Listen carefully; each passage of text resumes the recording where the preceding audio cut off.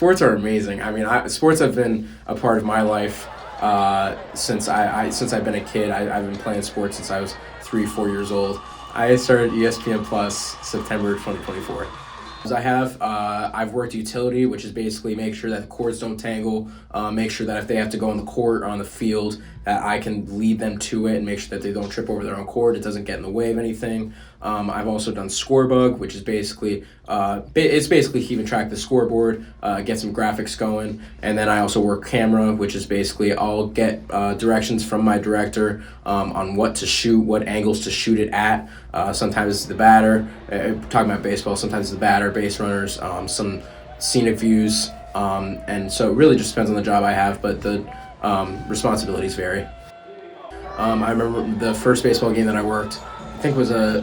2 or 3 months ago, when it was one of the first baseball games that actually were scheduled, and it was just a whole different. Baseball is my favorite sport, so it was great to see it from a different point of view, a different perspective, behind the camera, and getting to kind of do all those views that you see when you watch the MLB, when you watch NCAA baseball, and you kind of get to see the behind the scenes work and how all that ends up working, and then you also get to record stuff that can actually be used for highlights for some stuff if they want to take it. Up until this point, whether it's intramural sports or just throwing the football around my brother in the backyard, I mean, sports is a main part of, I think a lot of people, I think the majority of people living right now, sports are a main part in their lives. So I think sport is important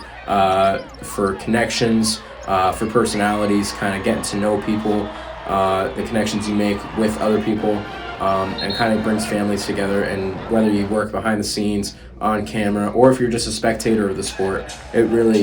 really a gateway to be able to have access to so many different opportunities.